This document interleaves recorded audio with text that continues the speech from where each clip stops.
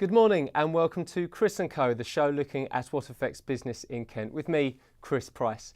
Joining me this week are Claire Burroughs, Chief Executive of telephone answering business Ansacom, and Denise Hamilton, Operations Director at children's clothes retailer Childrensalon. We'll be discussing the shock election of Donald Trump to the US presidency and what it may mean for business in the county. First, we take a look at the challenges facing one of the UK's best-loved brands, Marks & Spencer. Last week, the retailer revealed plans to close 30 stores over the next 5 years and proposals to turn another 45 of its full-line stores into its successful Simply Food offering. To round up the story, here's Evie Dryden. Marks & Spencer's, the well-known and well-loved clothing, homeware and food company, is set to close 30 of its UK stores. The company plans to open 200 more Simply Food stores like this one behind me in Chatham BP Garage. However, the company haven't said which stores are going to close, which is leaving employees rather nervous. This decision comes after fashion sales dropped this year. Across Kent, there are 14 M&S stores, but at this point, it's hard to tell which, if any, will close. But Marks & Spencer's isn't the first big company to close some of its high street stores. I went to Kent Business School in Chatham to find out more.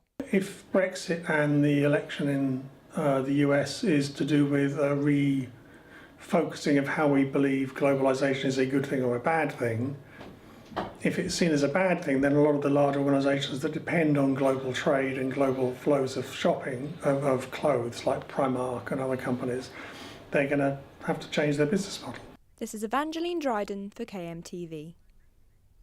So Denise, Childrensalon is one of Kent's fastest growing companies, the third fastest in fact according to our Mega Growth 50 list. You know how to sell clothes, that's for sure. So what is the real challenge facing M&S? How are they, what are the problems that are facing them with when it comes to selling clothes?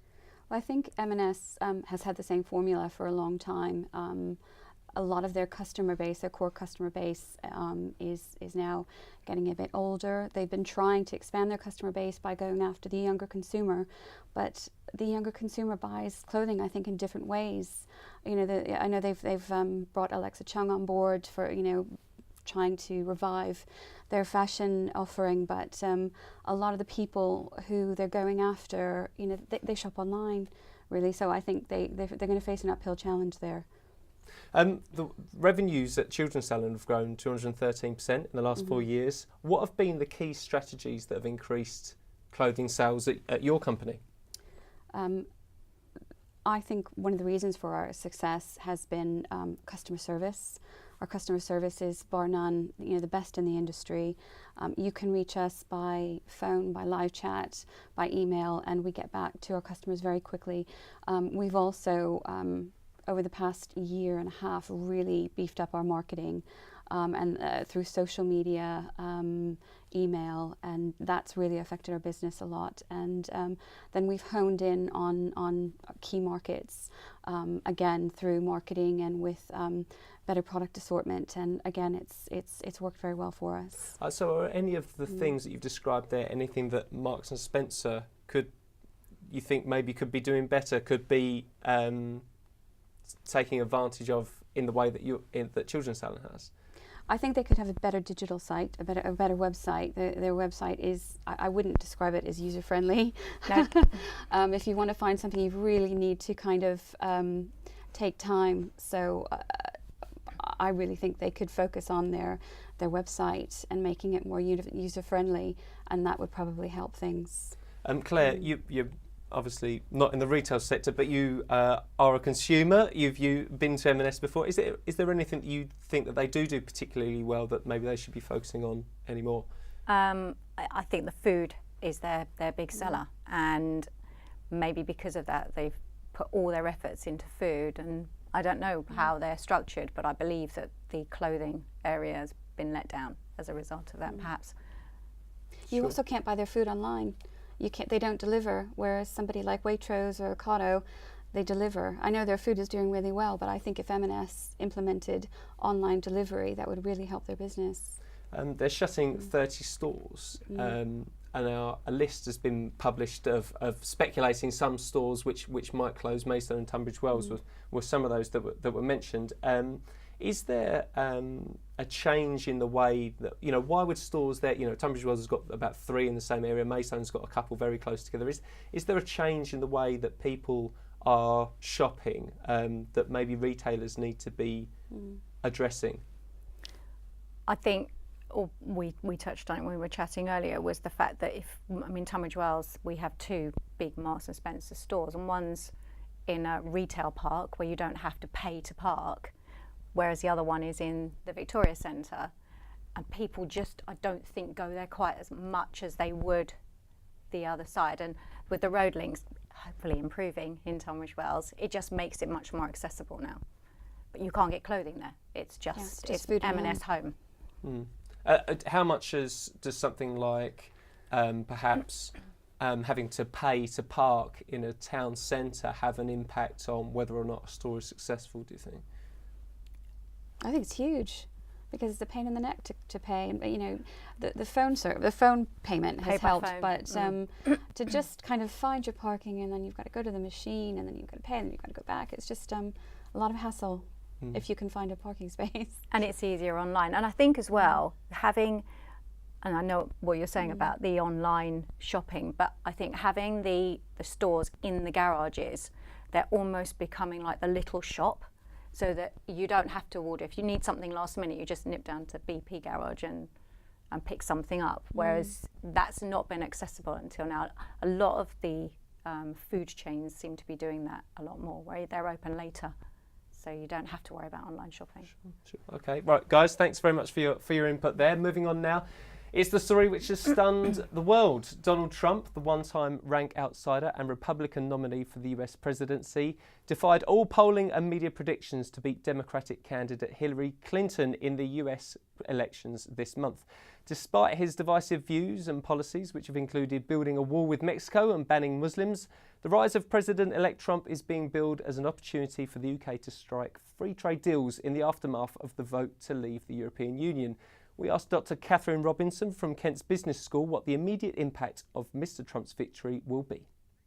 In the short term, we won't see too many changes, and the American system is designed in such a way to ensure that policies are quite carefully checked by the various checks and balances that are in place in the political system in the US. So I would suspect that there won't be a dramatic change, but that there will be changes felt. I would have thought the UK could take some opportunities from being more of a sort of an ally and a go-between with regards to the EU and the US. So there may be some potential to be a sort of a bridge between the two continents. So Denise, Claire, you're both, well, Denise, you're American. Claire, you lived in America for a while as a child, and your parents still live there now, I believe. First of all, do you feel happy with the result that has led to Donald Trump becoming eventually the 45th president of the United States? No, to summarise it briefly.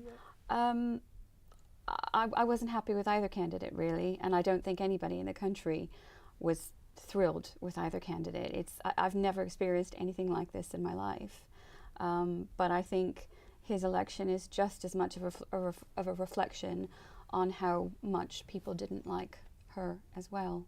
So it's I don't know what else I can say. It's really shocking.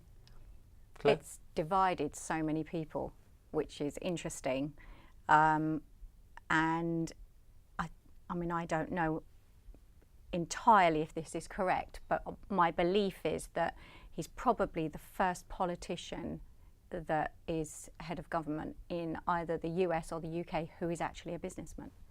So I think all of us don't really know how that's going to impact. My positiveness of it, let's say, is that as an entrepreneur, generally, entrepreneurs bring really good people in. And hopefully Giuliani is his first one that I believe is quite good. My parents certainly believe that. And he has got a great track record, especially in New York. But we'll see. I think that will be key to his success, in my view. Now, you're obviously an entrepreneur. do you think that he's going to create a environment that's going to be good for entrepreneurs both in the US and potentially, create opportunities for entrepreneurs in the UK, in Kent?